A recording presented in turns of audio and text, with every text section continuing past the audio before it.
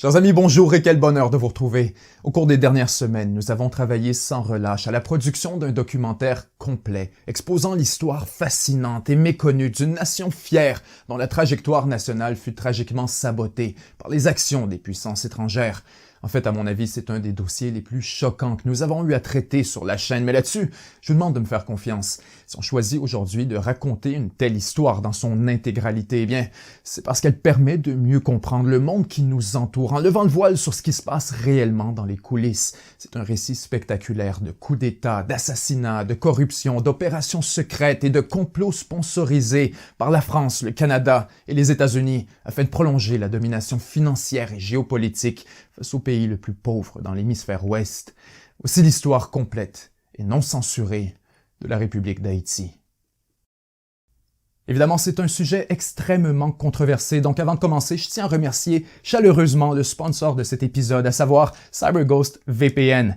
Votre sécurité en ligne n'a pas de prix et pourtant, CyberGhost VPN réalise des offres spéciales en cette fin d'année afin de faire de belles économies. On sait désormais tous ce qu'est un VPN et à quel point il est indispensable de s'en équiper pour protéger vos informations personnelles, cacher votre adresse IP et crypter vos données. CyberGhost VPN est très facile d'utilisation et il se démarque des autres VPN grâce à sa politique de transparence. Avec eux, vos données ne sont ni collectées ni partagées. Mieux, elles sont cryptées. Elles sont illisibles par CyberGhost VPN eux-mêmes. CyberGhost VPN est le leader mondial dans l'industrie de la sécurité et de la confidentialité avec plus de 38 millions d'utilisateurs et 5 étoiles sur Trustpilot. Ils sont chaudement recommandés par Clubic, Presse Citron et Journal du Geek. Protégés jusqu'à 7 appareils iOS, Windows et Android avec un seul abonnement. Vos proches et vos amis seront ravis d'en profiter avec vous, d'autant plus que CyberGhost VPN vous permet d'avoir accès à tout le contenu restreint, comme par exemple les catalogues de tous les pays de Netflix, Disney+ et Amazon Prime. CyberGhost VPN a mis en place une nouvelle offre très avantageuse, seulement 2,03 € par mois et pas moins de 4 mois gratuits. Vous avez toujours une garantie de 45 jours satisfait ou remboursé, un support disponible 24 heures sur 24 et 7 jours sur 7. Cliquez sur le lien dans la description pour bénéficier de tous ces avantages.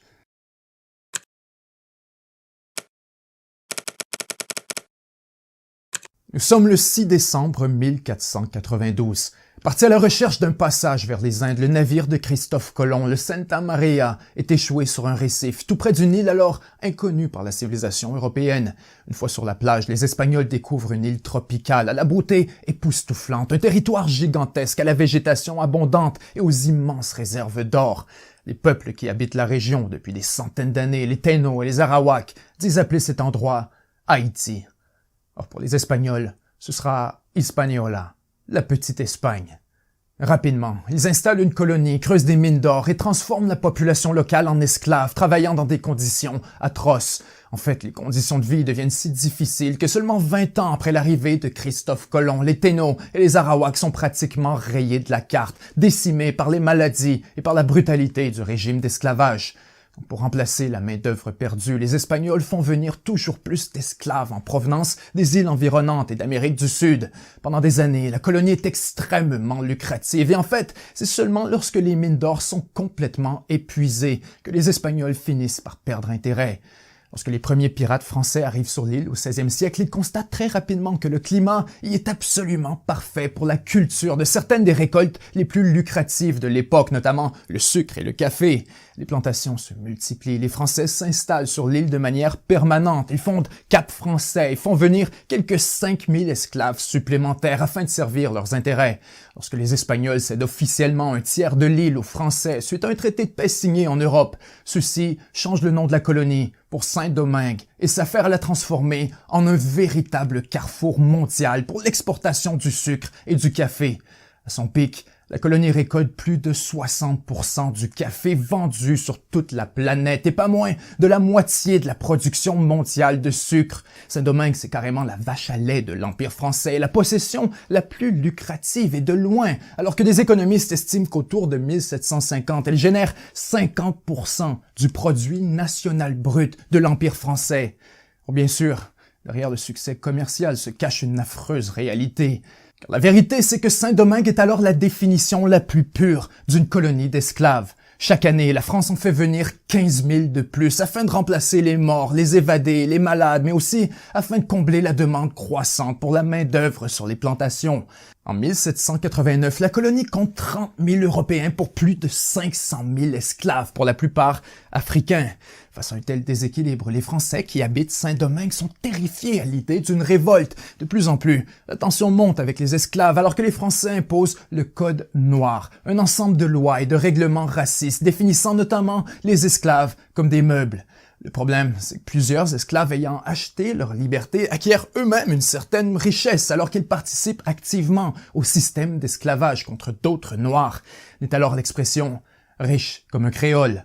Et ces nouveaux riches ne manquent pas de réclamer des droits égaux avec les Blancs. Ce qu'il faut comprendre, c'est que le monde est alors au beau milieu d'une profonde transformation. En France, c'est la Révolution, la fin de la monarchie et surtout la création de la Déclaration des droits de l'homme. Soudainement, la liberté n'est plus qu'une simple vertu, c'est un droit et même un devoir.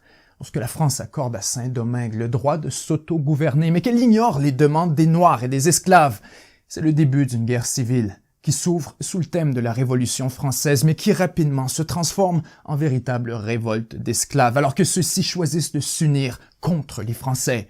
Au nord de l'île, les esclaves se soulèvent, tuent leurs maîtres, et c'est ainsi que débute une nouvelle révolution, la Révolution haïtienne. Pendant plus de 10 ans, les esclaves de Saint-Domingue se battent pour la liberté dans une campagne d'une violence absolument indescriptible. Le leader de la Révolution, Toussaint Louverture, émerge alors comme un symbole de la résistance face au colonialisme, repoussant tour à tour les troupes des plus grandes armées du monde, autant françaises, espagnoles que britanniques. Lorsque la poussière retombe, Toussaint Louverture agit comme leader de facto de la colonie, se rapprochant de la France, mais dirigeant Saint-Domingue comme il l'entend. Et ça, c'est loin de plaire à tout le monde sur le vieux continent. Un certain Napoléon Bonaparte devient premier consul de France, brisant largement les principes de la Révolution et rétablissant les ambitions de grandeur de l'Empire français. Napoléon n'a que faire de Toussaint Louverture, donc en 1802, il envoie son beau-frère afin de reprendre possession de Saint-Domingue, rétablir l'esclavage et surtout relancer les lucratives plantations. Pour briser la révolution haïtienne, Louverture est mis sur un bateau, envoyé vers la France et emprisonné dans des conditions atroces avant d'y mourir. Encore aujourd'hui, tous les enfants haïtiens connaissent par cœur ce qui fut rapporté comme les derniers mots de Louverture avant d'être déporté. En me renversant, on a abattu à Saint-Domingue que le tronc de l'arbre de la liberté. Il repoussera, car ses racines sont profondes et nombreuses. Si ces mots sont aujourd'hui célèbres, c'est parce qu'ils se sont avérés prophétiques. Dans les mois qui suivent, les Français sont chassés de Saint-Domingue par une rébellion violente et brutale qui exige maintenant rien de moins que la liberté totale et entière. Fini les compromis. En 1804, le nouveau leader de la Révolution, Jean-Jacques Dessalines, proclame enfin l'indépendance de Saint-Domingue, rétablissant du même coup le nom choisi par les aborigènes des centaines d'années plus tôt. C'est donc la naissance de l'Empire d'Haïti. Pour symboliser la fin définitive de la domination blanche, Dessalines saisit un drapeau français et en tranche le blanc de son épée, créant ainsi le drapeau haïtien. Lorsqu'il proclame le nouvel État, Dessalines est animé d'un profond désir de vengeance envers les colons français qui ont abusé des Noirs pendant des années. Dès le début de son règne, il ordonne le massacre de tous les Blancs se trouvant sur l'île, à quelques rares exceptions. Les troupes de Dessalines passent de village en village, massacrant quelques 5000 Français au milieu de la nuit, en utilisant des armes blanches pour éviter d'alerter les villages suivants. Dans la nouvelle Constitution, les Blancs qui sont épargnés se voient explicitement interdire le droit à toute forme de propriété. Évidemment, le monde occidental est absolument choqué par les actions du nouveau régime. Plusieurs pays refusent de reconnaître Haïti alors que d'autres vont même jusqu'à le boycotter, poussant son économie jusqu'au bord du précipice. Le problème, c'est qu'en interdisant aux Blancs le droit de propriété, eh bien Haïti se retrouve coupé de la finance mondiale et de toute forme de capital étranger à un moment critique de sa reconstruction. Bien sûr, il y a toujours le sucre et le café. Or, sur les plantations, la fin de l'esclavage déclenche une baisse rapide et marquée de la production ainsi que de la rentabilité, à un tel point que Dessalines va jusqu'à forcer les esclaves affranchis à retourner au travail forcé, une décision qui s'avère extrêmement impopulaire auprès de la population, qui se sent alors trahie par sa propre révolution. La tension monte, et en 1806, seulement 2 ans après avoir fondé l'Empire d'Haïti, Dessalines est assassiné par ses généraux qui se divisent le pays et dirigent séparément un territoire morcelé pendant près de 15 ans. En fait, c'est seulement plusieurs années après le départ des Français en 1820 que le territoire est finalement unifié par Jean-Pierre Boyer, qui émerge alors comme le leader d'un nouvel État, la République d'Haïti. La production de café reprend et lentement mais sûrement, Haïti se relève enfin de sa propre révolution. En fait, il ne manque plus qu'une chose pour être un État à part entière et c'est la reconnaissance officielle par au moins une des grandes puissances mondiales. À ce moment, les Britanniques refusent par crainte d'un conflit avec la France alors que les Américains sont terrifiés à l'idée d'une révolte de leurs propres esclaves, donc ils refusent de reconnaître Haïti. Il ne reste plus que la France. Cette puissance coloniale expulsée par la Révolution quelques 20 ans plus tôt. Mais Boyer n'a aucun autre choix. Il doit convaincre la France de reconnaître formellement la souveraineté de son ancienne colonie.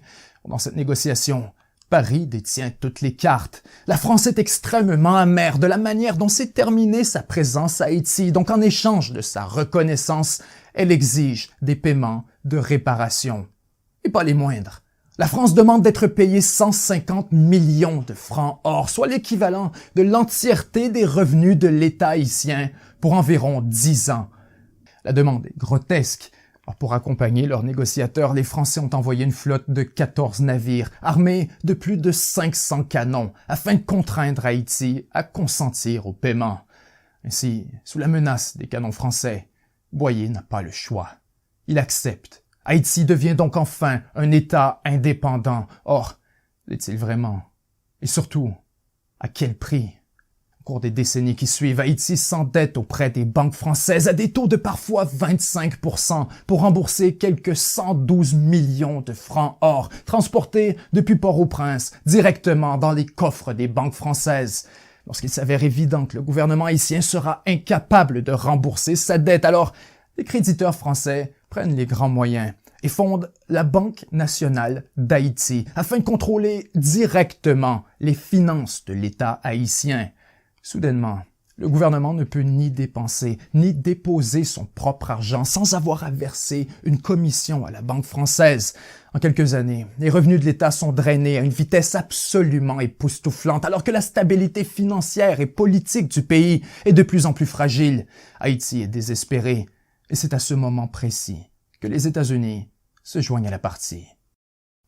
Ce qu'il faut comprendre, c'est que les Américains sont profondément embêtés par l'influence des puissances étrangères sur un pays des Caraïbes qu'ils considèrent comme faisant clairement partie de leur sphère d'influence. Pour établir l'influence sur Haïti, les États-Unis rachètent la dette française à travers un nouveau prêt gigantesque et c'est alors la National City Bank de New York qui prend le contrôle effectif de la Banque nationale haïtienne et de tout ce que ça implique. Or, ce nouveau prêt est émis à des conditions draconiennes. Et encore une fois, Haïti plonge dans une période de profonde instabilité politique, alors qu'en moins de 5 ans, 7 présidents haïtiens sont soit assassinés ou encore forcés à la démission. Pour les Américains, Haïti s'avère ingouvernable et progressivement, pour se faire payer, les choses passent de l'extorsion au vol en plein jour. Le 17 décembre 1914, à 13 heures, un navire américain, le USS Machias, débarque 8 soldats sur les côtes de Port-au-Prince. Les hommes se rendent directement à la Banque nationale pour y voler l'entièreté des réserves en or et les ramener à New York dans les coffres de la National City Bank. On l'appellera le vol de 1914. Bien sûr, le gouvernement haïtien est scandalisé, choqué par le culot des Américains. Il dénonce un vol effronté des réserves de sa banque centrale, une invasion flagrante de sa souveraineté. Les Américains n'ont que faire. L'année suivante, à la demande directe de la National City Bank, le président américain Woodrow Wilson va encore plus loin et ordonne carrément l'invasion militaire de la République d'Haïti.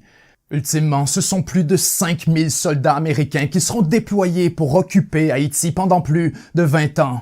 Dès leur arrivée, ils instaurent la loi martiale, ils installent un gouvernement pro-américain et prennent le contrôle des taxes afin de se rembourser directement depuis les poches des Haïtiens. Des années plus tard, un général américain ayant participé à l'occupation d'Haïti écrira dans ses mémoires « J'ai fait d'Haïti un endroit décent pour que les garçons de la National City Bank puissent encaisser des revenus. » L'occupation s'avère brutale. Pour décourager la résistance de la population, les Américains assassinent un leader rebelle, Charlemagne Péralte, pour ensuite photographier son corps attaché à une porte et distribuer la photo partout à travers le pays. Lorsque les Américains quittent enfin après 20 ans d'occupation, les institutions du pays sont largement des coquilles vides, donc Haïti doit essentiellement repartir à zéro dans la construction d'un État fonctionnel. Sans surprise, le pays est plongé dans une nouvelle période d'instabilité pendant près de 25 ans, alors que les différentes factions se disputent le pouvoir et que l'armée émerge comme une force politique majeure impliquée dans de nombreux coups d'État. En fait, c'est seulement en 1957, avec l'ascension d'un nouveau leader, un certain Papa Doc, que le pays retrouve enfin la stabilité. Ancien ministre et médecin, François Duvalier, ou Papa Doc, se présente comme un politicien de nouveau genre, un réformiste unissant les classes pauvres et ouvrières de la société pour gagner la présidence avec une marge de 5 contre 1. Ce qu'il faut comprendre, c'est qu'à ce moment, Haïti vient de voir passer 5 gouvernements provisoires en moins de 6 mois. Donc, dès son arrivée, Papa Doc prend des mesures radicales pour consolider son pouvoir, notamment en bannissant les partis rivaux et en faisant fermer les médias critiques de son gouvernement. Les Américains, de leur côté, ne savent pas trop comment réagir face à l'attitude de Duvalier. D'un côté, ils voient très bien que le régime de Papa Doc prend une tournure autoritaire, mais d'un autre, il faut se rappeler que le monde est alors au beau milieu de la guerre froide, que les révolutions communistes se multiplient un peu partout à travers le monde, y compris en Amérique latine et même à Cuba, à seulement quelques kilomètres des États-Unis. Donc, en ce contexte, les Américains sont terrifiés à l'idée que la chute de Duvalier n'ouvre la porte à une révolution communiste en Haïti. Ainsi, dès son élection en 1957, les Américains appuient secrètement le régime de Papa Doc. En 1958, la CIA assiste directement François Duvalier dans la création, l'armement et la formation d'une nouvelle police paramilitaire qu'on appellera les Tontons Macoutes. À mi-chemin entre une armée et une police secrète, les forces des Tontons Macoutes sont 2 fois plus nombreuses que celles de l'armée et leur unique mandat est alors de protéger le président Duvalier, son pouvoir ainsi que son régime, coûte que coûte. Dès le départ, ils sont accusés de brutalité, d'exactions politiques et d'assassinat contre les opposants du régime. Or, les États-Unis ferment les yeux.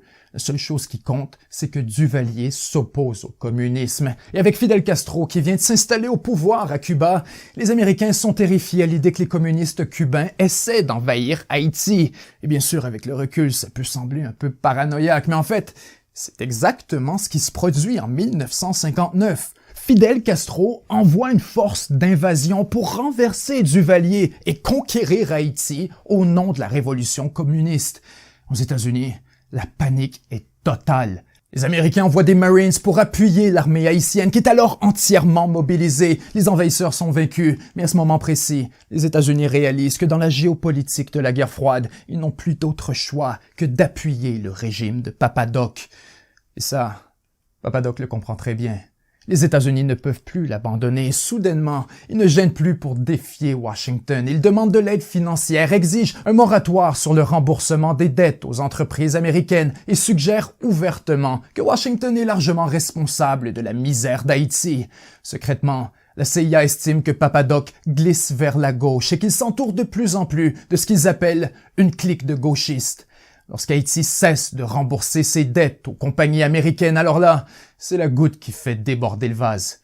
Le président John F. Kennedy perd patience et ordonne carrément le renversement du régime Duvalier par la CIA. En 1963, les Américains finissent enfin par reconnaître que leur stratégie est un échec. Ils renouent avec Duvalier, rétablissent le financement d'Haïti et Duvalier profite du contexte pour se proclamer président à vie après un référendum gagné avec 100% des voix. À partir de ce moment, et pour les années qui suivent, les États-Unis ferment délibérément les yeux sur les abus des Tontons Macoutes ainsi que sur la corruption flagrante du régime de Papa Doc. Le pays plonge dans une période de stabilité autoritaire marquée par un spectaculaire déclin économique. Et lorsque Papa Doc décède en 1971, c'est son fils, Jean-Claude Duvalier, surnommé Baby Doc, qui hérite du pouvoir, devenant ainsi le plus jeune président du monde à seulement 19 ans. Une fois au pouvoir, Baby Doc comprend rapidement que son sort sera largement déterminé par la nature de sa relation avec les États-Unis. Ici, il fait tout pour se rapprocher de Washington, notamment en s'opposant au communisme, bien sûr, mais surtout en signant avec les États-Unis toute une multitude de traités économiques et diplomatiques de manière à ouvrir Haïti à l'investissement étranger. En quelques années, Baby Doc devient le chouchou de Washington, alors que les États-Unis le récompensent avec des centaines de millions de dollars en contrats et en aide humanitaire afin de le maintenir au pouvoir pendant plus de 15 ans. C'est seulement au milieu des années 1980 que les choses commencent à dégénérer pour le régime Duvalier. Les Haïtiens en ont assez de la corruption du gouvernement, des arrestations arbitraires, de la répression violente par les tontons macoutes, mais surtout de la proximité complice avec les États-Unis. Un peu partout à travers le pays, des manifestations éclatent, le peuple se soulève et pour l'administration Reagan, il devient limpide que le jeune Baby Doc ne pourra plus tenir très longtemps. Décidément, il faut intervenir. Sans quoi, dit-on, Haïti pourrait tomber aux mains de l'Union soviétique, de Cuba et du communisme international. Plus que tout, les Américains veulent maintenir le contrôle géopolitique sur Haïti afin d'empêcher la fermeture du passage du vent, ou Windward Passage, un couloir maritime hautement stratégique vers le canal de Panama situé directement entre Cuba et Haïti. Secrètement, l'administration Reagan commence à exercer de la pression sur Duvalier afin qu'il quitte le pouvoir de manière ordonnée. Or, ce dernier refuse. En réponse, Washington met fin à l'aide financière et se met à soutenir activement les manifestants. Rapidement, Baby Doc n'a plus d'autre choix. En 86, à la demande des États-Unis, il monte à bord d'un avion militaire et part en exil vers la France. Après 30 ans de régime Duvalier, l'armée haïtienne, formée et financée par les États-Unis, émerge alors comme la force politique numéro 1 en Haïti. En quelques jours, un régime militaire est installé et les États-Unis rétablissent leur aide financière tout en s'assurant d'étendre encore plus leur influence dans la vie politique haïtienne, en mettant sur pied à travers la CIA le SIN, ou Service d'intelligence nationale, littéralement une agence d'espionnage équipée, entraînée et financée par la CIA. En gros, l'objectif est alors de sélectionner le prochain leader en manipulant les élections haïtiennes de 1987. Dès le début de la campagne, des paiements secrets sont versés à de nombreux candidats afin d'influencer le résultat électoral. Or, rapidement, les plans de la CIA sont court-circuités de manière, pour le moins, inattendue. Durant les premières semaines de l'opération, des représentants du Sénat américain chargés de superviser les activités de la CIA se rendent à Haïti afin d'y observer le processus électoral. Ils découvrent alors toute l'étendue des activités de la CIA à l'intérieur du pays. Ils sont profondément choqués par ce qu'ils observent. Ils rédigent un rapport accablant pour leurs supérieurs et immédiatement, le comité du renseignement du Sénat américain exige que la CIA donne des explications aux élus quant à ses activités en Haïti. Mais surtout, le Sénat exige que lui soit remise la liste de tous les candidats payés par la CIA. Dans un acte de défiance pratiquement inédit dans l'histoire américaine, la CIA refuse de remettre la liste et le Sénat est absolument furieux. Pour établir son autorité, dans un geste tout aussi rarissime, le Sénat américain ordonne formellement à la CIA d'abandonner immédiatement toute opération d'influence en Haïti. Pour l'agence d'espionnage, c'est un véritable tremblement de terre. Or, la CIA est loin d'avoir dit son dernier mot. S'il est impossible de contrôler le résultat des élections haïtiennes, alors elles n'auront pas lieu, tout simplement. Le matin du 29 novembre 1987, des centaines de personnes font la file pour aller voter lorsque des membres du SIN, le Service d'intelligence nationale, l'agence fondée par la CIA, ouvrent le feu sur la foule, massacrant jusqu'à 300 civils innocents. Et voilà, l'élection est annulée. Évidemment, le peuple haïtien est scandalisé devant une telle tragédie, mais surtout, il est offusqué par l'intervention des forces armées dans le processus électoral. Émerge alors un nouveau leader, un jeune prêtre du nom de Jean-Bertrand Aristide. Aristide dénonce vivement les abus et la corruption des régimes précédents. Il appelle les Haïtiens à une nouvelle révolution, cette fois contre le processus électoral, truqué d'avance, contrôlé par l'armée et noyauté par les États-Unis. Lorsque les premières élections libres de l'histoire haïtienne sont finalement organisées en 1990, Aristide est élu président par une immense majorité face au candidat choisi et financé à coût de 36 millions de dollars par Washington, un ex-fonctionnaire de la Banque mondiale du nom de Marc Bazin. Les États-Unis sont absolument stupéfaits par le résultat. Aristide est élu par les classes les plus pauvres de la société en promettant plus de justice, plus de transparence et surtout la fin du colonialisme économique par les puissances étrangères. Alors pour les administrations de Ronald Reagan et George Bush, le nouveau président haïtien a surtout l'air d'un communiste, car son agenda menace directement les intérêts économiques et stratégiques des États-Unis. Dès son arrivée, il s'attaque à la corruption et s'engage dans un véritable bras de fer avec les grands employeurs afin de faire augmenter les salaires des ouvriers. Rapidement, la bourgeoisie du pays se retrouve opposée aux politiques d'Aristide et les États-Unis sautent sur l'opportunité pour déstabiliser le nouveau président. À travers la CIA, l'International Republican Institute, l'USAID et le National Endowment for Democracy, les États-Unis financent une vaste campagne d'influence afin de ternir l'image d'Aristide auprès des Haïtiens, des médias et de la communauté internationale. Rappelons qu'à ce moment, les États-Unis interviennent un peu partout à travers la région. Nicaragua, El Salvador, Bolivie, Honduras, Grenade, Panama. À Washington, Haïti n'est qu'un bout de papier parmi la pile.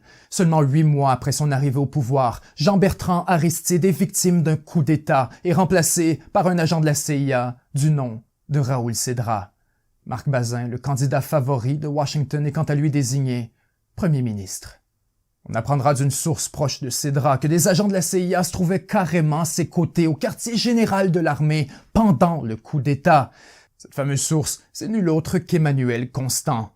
Des années plus tard, Constant confie à l'émission 60 Minutes aux États-Unis qu'il a lui-même été payé par la CIA afin de fonder une escouade de la mort ciblant directement les supporters d'Aristide. On l'appelle le FRAP. Durant la junte militaire, l'organisation terrorise la population haïtienne alors que plusieurs milliers de partisans d'Aristide sont torturés ou massacrés à coups de machette. Les violences politiques tournent carrément la crise humanitaire alors que des dizaines de milliers d'Haïtiens désespérés prennent la mer à bord de radeaux de fortune. Soudainement, il devient très clair que l'Amérique doit changer d'approche car face à des manifestations monstres autant en Haïti qu'aux États-Unis, il n'y a plus aucun doute que le régime militaire a perdu le contrôle. D'un jour à l'autre, une révolution pourrait survenir et l'influence américaine en Haïti s'en trouverait complètement dévastée par un gouvernement hostile à ses intérêts. Si la junte militaire est pour s'effondrer, alors aussi bien choisir maintenant qui la remplacera. Lorsque Bill Clinton arrive à la présidence en 1993, il adopte une stratégie radicalement différente afin de récupérer l'influence américaine et retrouver la faveur du peuple haïtien. Au fond, l'idée est relativement simple.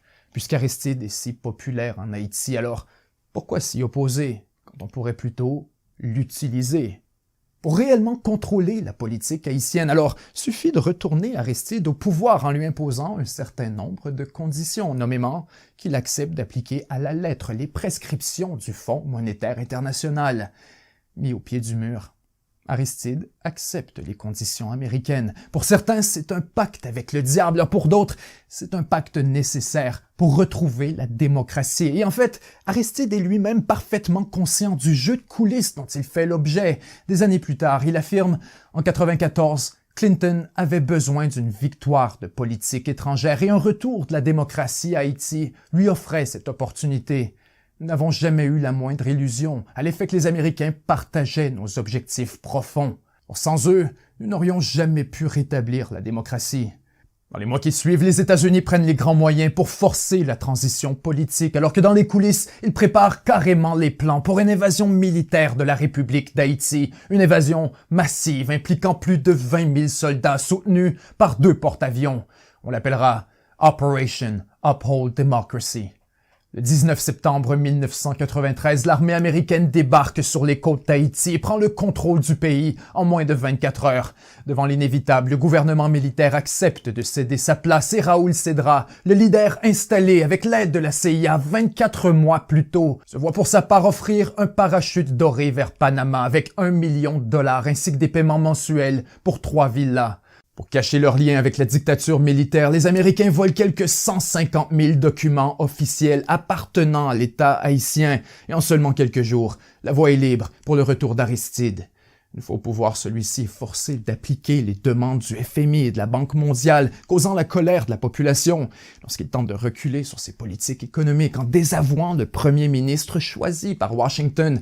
Les États-Unis gèlent toute forme de financement à son gouvernement et avec un pays toujours occupé par les troupes américaines, il est forcé de renoncer à sa candidature pour un deuxième mandat à la présidence. Lorsqu'il cède sa place, les Américains célèbrent. Enfin, ils sont débarrassés du prêtre haïtien. Or, ce qu'ils ignorent, c'est qu'Aristide est alors très loin d'avoir dit son dernier mot et qu'en fait, l'histoire ne fait que commencer. Dès l'élection suivante, en 2000, après 5 ans sur les lignes de côté, Jean-Bertrand Aristide fait un grand retour sur la scène politique, surprenant l'Amérique et remportant les élections dans un véritable raz-de-marée. Avec la France et l'Union européenne, les États-Unis suspendent tous les prêts envers Haïti. Ils bloquent l'aide humanitaire et mettent tout en œuvre pour déstabiliser le nouveau gouvernement Aristide. L'administration Bush fournit plus d'1,2 million de dollars à l'opposition, une somme énorme pour la politique haïtienne. Pour exacerber les violences et donner l'impression que le gouvernement Aristide perd le contrôle, les États-Unis déploient secrètement 200 soldats d'élite des forces spéciales afin de former des milices paramilitaires en République dominicaine et lancer des attaques clandestines contre Haïti. Malgré les multiples tentatives de déstabiliser Aristide, ce dernier demeure extrêmement populaire auprès du peuple haïtien, car au lieu de se soumettre à la volonté des puissances étrangères, il s'attaque de plus en plus à la toxicité de leur influence. En fait, plus le temps passe, plus Aristide est convaincu que les abus impérialistes sont la véritable racine de la misère haïtienne. Durant son exil, il a étudié l'histoire d'Haïti, a découvert avec stupéfaction l'histoire de la dette d'indépendance versée à la France. À son avis, c'est sans équivoque. La France a extorqué Haïti par la force, et ainsi, Paris doit rembourser l'argent. Aristide est obsédé par la question, il fait le calcul et estime qu'en dollars américains, avec intérêts et inflation, la France doit rembourser à Haïti 21 milliards 685 millions 135 571,48 dollars US. Au départ, les Français sont presque amusés par la demande. Pour eux, la notion d'un remboursement est absurde et carrément ridicule. Or, le problème, c'est qu'Aristide est absolument sérieux. Il mentionne ouvertement la question dans ses discours et chaque fois la foule est en délire. Le 1er janvier, Aristide remplace la salve de 21 coups de canon en listant 21 choses qu'Haïti pourrait enfin se permettre lorsque les 21 milliards seraient remboursés. 21 points en attendant 21 milliards restitution. Écoles, hôpitaux, médicaments, nourriture, le message est clair. La misère d'Haïti, c'est la misère de la dette et la France doit rembourser. Partout à travers le pays, le nombre 21 devient un véritable symbole, un slogan qu'on affiche sur des panneaux avec les mots « restitution »,« réparation ». Haïti engage une firme française pour la représenter en cours et cherche un tribunal pour traiter la cause lorsqu'Aristide se met à organiser des rencontres avec les leaders d'anciennes colonies françaises afin de les convaincre de joindre la lutte pour les réparations. C'est la goutte qui fait déborder le vase. Cette fois, la France n'entend plus du tout à rire face à la menace de plus en plus crédible d'un véritable domino de demandes de réparation de la part de toutes les anciennes colonies. Vraisemblablement, Aristide a franchi une ligne rouge et cette fois, il doit partir. C'est ainsi qu'une rencontre secrète est tenue au lac Meech entre notamment le Canada, les États-Unis et la France afin de discuter de ce qu'on qualifie du problème haïtien. Tout ce qu'on vient qu'Aristide doit partir et qu'il est hors de question d'attendre les prochaines élections. Et voilà donc la naissance informelle de ce qu'on appellera le Core Group, un groupe de puissances étrangères responsable dans les coulisses de la gestion des affaires haïtiennes. Décembre 2003, l'envoyé de la France se présente au palais présidentiel à Port-au-Prince afin de livrer un avertissement au président d'Haïti. « Ça sent le roussi pour vous », dit le Français, prévenant Aristide qu'il serait bientôt renversé du pouvoir et qu'il ferait mieux de fuir tout de suite pour éviter de connaître le même sort que Salvador Allende, tué par ses hommes au palais présidentiel. Quelques semaines plus tard, dans la nuit du 28 février, l'ambassadeur de France et l'ambassadeur des États-Unis débarquent au palais présidentiel flanqués par des soldats américains. Manu Militari, ils exigent la lettre de démission du président Aristide et l'informent que les forces spéciales canadiennes et américaines ont déjà commencé l'invasion du pays. Face à l'inévitable, Aristide accepte, On lui dit ensuite qu'on l'amène dans une conférence de presse, mais plutôt on l'amène à l'aéroport et on l'embarque de force dans un avion américain qui l'amène en exil vers la République centrale africaine, un pays où il n'a jamais mis le pied. Hold on for a second, please. President Aristide resigned. He has left his country. The Constitution of Haiti is working.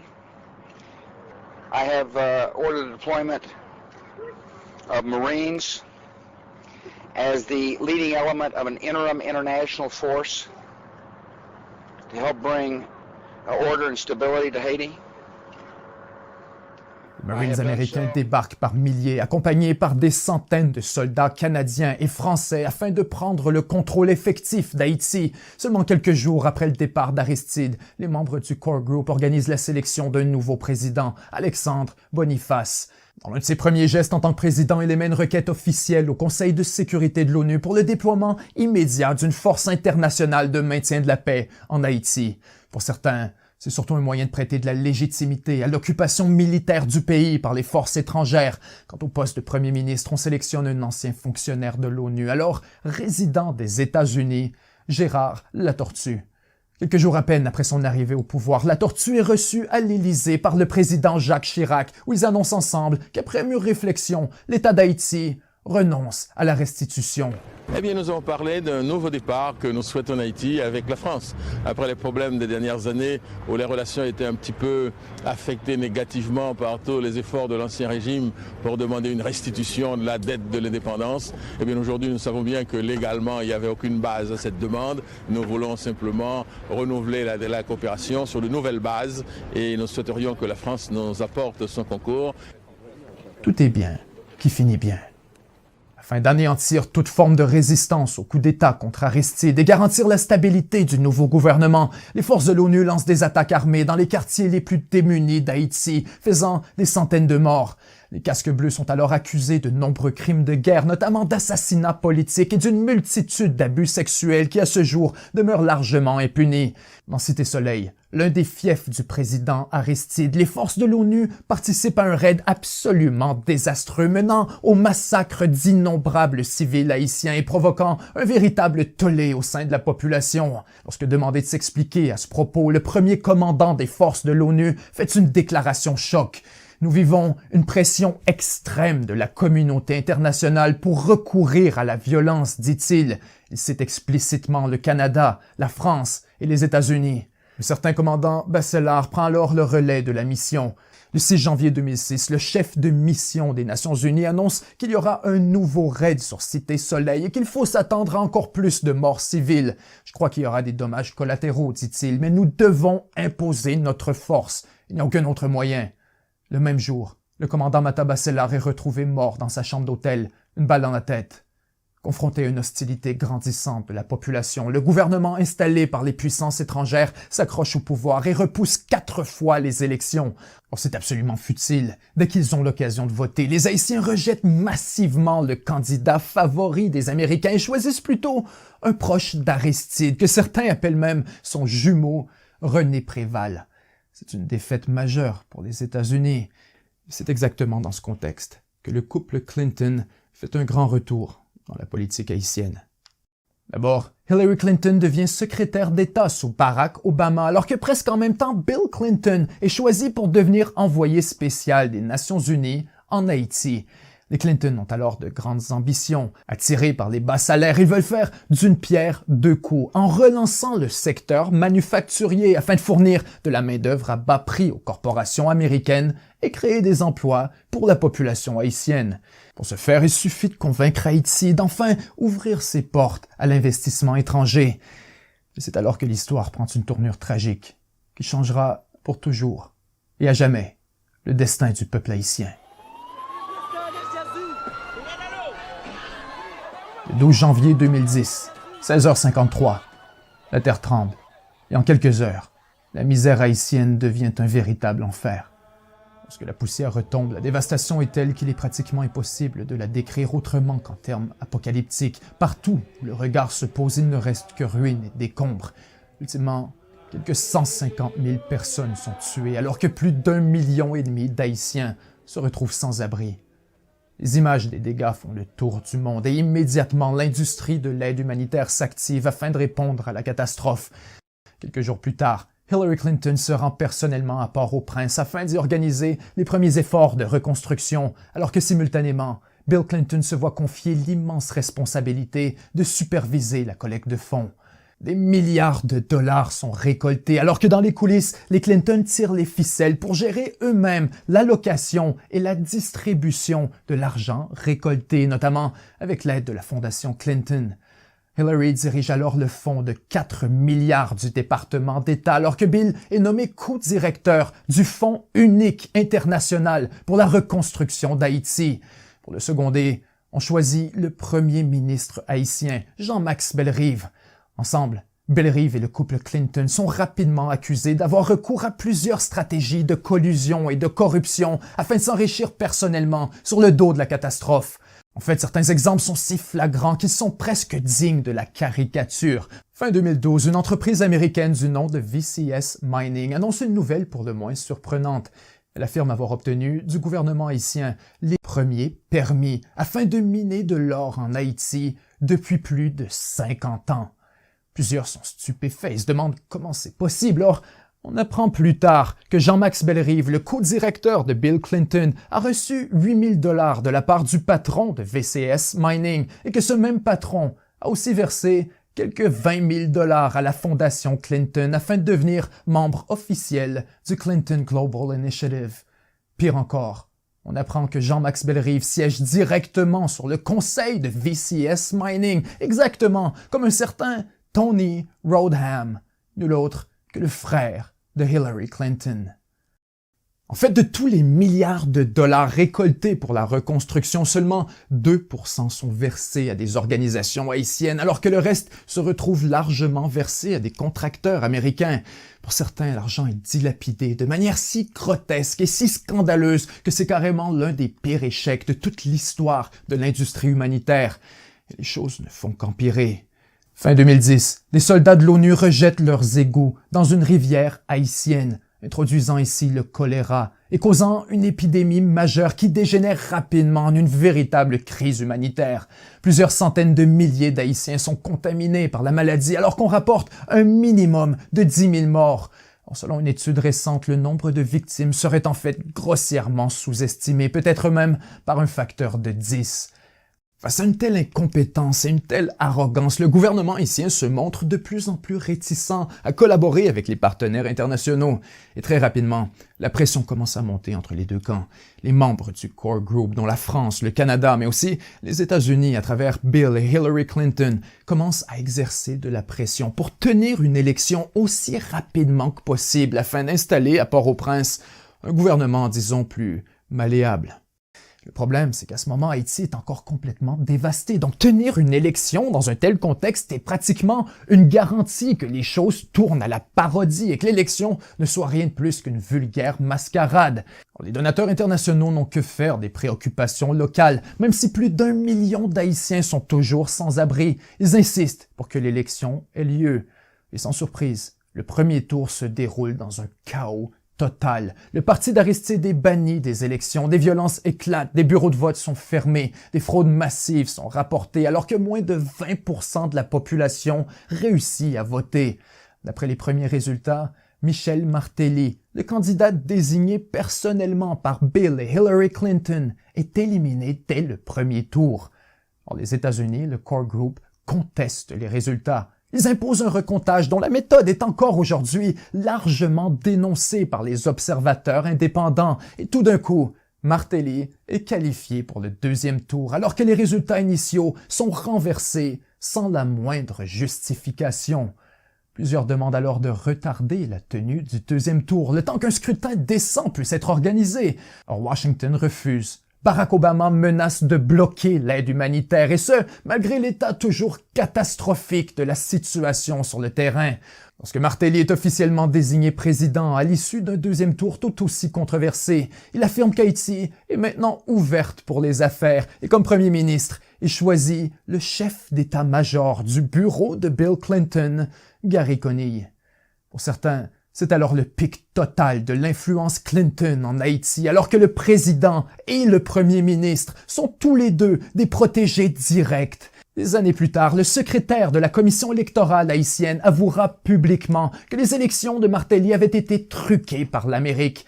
Une fois au pouvoir, Martelly se rend immédiatement à Washington afin d'y rencontrer Hillary Clinton, mais aussi des officiels de la Banque mondiale ainsi que du Fonds monétaire international. Ultimement, face à l'hostilité grandissante de la population, Martelly n'a d'autre choix que démissionner, ce qui veut dire que pour gagner la prochaine élection, Washington doit trouver un nouveau candidat. Ils choisissent alors un certain Jovenel Moïse et l'introduisent sous le même parti que leur protégé Michel Martelly. Plusieurs dénoncent une fois de plus des fraudes massives, alléguant un véritable coup d'État électoral en provenance de l'étranger, mais sans surprise, le conseil électoral sponsorisé par Washington conclut que malgré plusieurs irrégularités, Moïse est bel et bien le nouveau président. Comme prévu, dès son arrivée, Moïse se montre un allié indéfectible de Washington. Il relance l'armée, impose la rigueur fiscale pour payer les banques, il rejette la Chine et se range même avec les États-Unis face au Venezuela. Washington ne peut rêver d'un meilleur protégé. Le seul problème, c'est que dès 2019, les conditions de vie se dégradent rapidement en Haïti, alors que l'inflation fait des ravages et que le gouvernement Moïse est de plus en plus contesté. On accuse le président de corruption, des scandales massifs sont exposés au grand jour et de plus en plus, Jovenel Moïse est forcé de payer et d'équiper des gangs criminels afin de réprimer les manifestations. Avec l'appui secret de l'État, ces gangs deviennent rapidement de véritables organisations paramilitaires avec un contrôle grandissant sur la société haïtienne. Étant donné la controverse initiale face à l'élection de Jovenel Moïse, il existe un débat intense quant à la durée de son mandat. Rapidement, le conflit tombe dans l'impasse et le gouvernement devient dysfonctionnel alors que Moïse s'accroche en repoussant les élections et en dirigeant par décret. La tension monte. Dans les coulisses, on entend des rumeurs de complot et de coups d'État contre le président. Finalement, la nuit du 7 juillet 2021, Jovenel Moïse est assassiné par un groupe de 28 mercenaires venus de l'étranger. On apprendra plus tard que les hommes ont été recrutés par une firme américaine du nom de CTU Security, la même entreprise impliquée dans la tentative d'assassinat du président vénézuélien Nicolás Maduro en 2018. Encore aujourd'hui, plusieurs théories compétitionnent pour expliquer les événements, mais la théorie la plus fréquente demeure la suivante. Avec l'appui au moins tacite des États-Unis, du Core Group et de la bourgeoisie haïtienne, un homme du nom de Réginald Boulos aurait organisé et financé l'assassinat afin de lui-même s'installer au pouvoir. Non seulement Réginald Boulos est un fervent opposant de Moïse et lui-même un candidat aux élections présidentielles, mais encore plus, c'est l'un des principaux supporters des coups d'État de 1991 et 2004 contre Jean-Bertrand Aristide, en plus d'être un proche collaborateur des États-Unis, ayant siégé auprès de Bill Clinton sur le très fameux Fonds de reconstruction haïtien évoqué plus tôt. Les courriels ayant fuité sur Wikileaks ont également démontré que Boulos collaborait secrètement avec l'équipe d'Hillary Clinton pour manipuler les résultats de l'élection présidentielle en 2010 et 2011. Boulos nie toute implication dans l'assassinat. 2 jours avant les événements, il retient les services d'un lobbyiste afin de représenter ses intérêts à Washington. Lorsque Moïse est remplacé, le premier geste du nouveau premier ministre est de déclarer un état de siège et quelques heures plus tard, il demande officiellement, au nom d'Haïti, une intervention militaire des États-Unis. Bien sûr, les Haïtiens sont en colère et totalement opposés à une telle idée, donc le Sénat désigne un nouveau président. Les États-Unis s'y opposent et installent plutôt Ariel Henry, qui sans jamais avoir été élu devient président et premier ministre avec plein pouvoir sur les affaires du pays. Plusieurs sont alors scandalisés devant une ingérence aussi flagrante, tellement que l'envoyé spécial des États-Unis pour Haïti démissionne carrément de son poste en affirmant dans sa lettre de démission « Je pense qu'Haïti ne connaîtra jamais la stabilité tant que ses citoyens ne seront pas jugés dignes de choisir leurs dirigeants en toute équité et honnêteté. On ne peut qu'être effaré par cette illusion de toute puissance qui nous persuade que ce serait à nous, une fois de plus, de désigner le vainqueur. » Voilà ce qui nous amène à aujourd'hui. La situation sur le terrain se dégrade rapidement, alors que les finances publiques sont à leur plus bas, que l'inflation fait des ravages et que les gangs de rue se sont largement retournés contre le gouvernement, assurant eux-mêmes l'autorité dans plusieurs zones, incluant environ 60% de la capitale. Sans surprise, les gouvernements occidentaux sautent sur l'occasion pour présenter Jimmy Barbecue comme un véritable Ben Laden des Caraïbes et réclamer une intervention militaire sous un prétexte supposément humanitaire, et ce, malgré l'opposition farouche du peuple haïtien. Chers amis, soyons lucides et voyons la réalité pour ce qu'elle est vraiment. Ce qui se prépare actuellement sous nos yeux, c'est carrément une nouvelle invasion militaire d'Haïti. Non pas pour défendre les intérêts des Haïtiens, mais bien pour défendre les intérêts stratégiques, économiques et géopolitiques de l'Occident. Se mettre la tête dans le sable et prétendre que nos intentions sont nobles relève de la pire forme d'arrogance et d'hypocrisie, mais encore plus, cela démontre une ignorance de l'histoire presque intellectuellement embarrassante. Étant citoyen canadien, j'ai honte des actions de mon pays. J'ai honte de ma civilisation. J'ai honte de l'indignité, de l'impunité, de la complaisance, mais aussi de toutes les choses qui n'ont pas pu être ajoutées dans ce documentaire afin d'en préserver la décence face à la censure. Croyez-moi, ce n'est que la pointe de l'iceberg et d'innombrables éléments ont dû être passés sous silence. La misère haïtienne, c'est notre histoire à tous. C'est l'histoire de l'Occident, de comment il fonctionne avec ses jeux de coulisses, ses intérêts cachés et sa manière tordue d'altérer le fil de l'histoire pour toujours façonner le monde selon ses propres volontés. Alors que les appels à l'intervention militaire se multiplient dans l'espace public, rappelons-nous des enjeux, de notre histoire, de toutes nos contradictions et acceptons que pour une fois, le destin d'Haïti doit d'abord respecter la volonté des Haïtiens.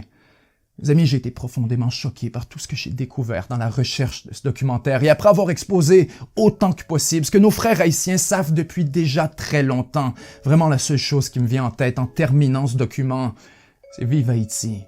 Vive l'indépendance, vive la République, vive tous ceux qui se tiennent debout et n'abandonnez jamais la longue marche vers la terre promise, celle jurée par vos ancêtres il y a maintenant plus de 200 ans. Comme disait Dessalines, effrayez tous ceux qui seraient tentés de ravir votre liberté.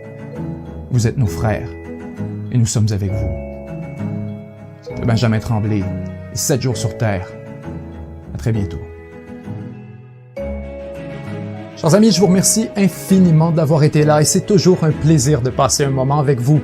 Un merci particulier à chacun de nos membres exclusifs puisque c'est surtout grâce aux contributions mensuelles du public si nous pouvons produire du contenu de qualité, traiter d'enjeux plus complexes et controversés. Pour devenir membre et profiter en direct d'une revue de presse d'1 heure à chaque semaine, rendez-vous au 7jourssurterre.com/abonnement.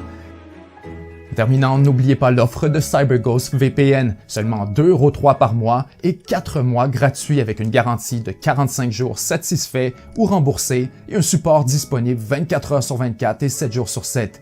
Cliquez sur le lien dans la description pour bénéficier de tous ces avantages.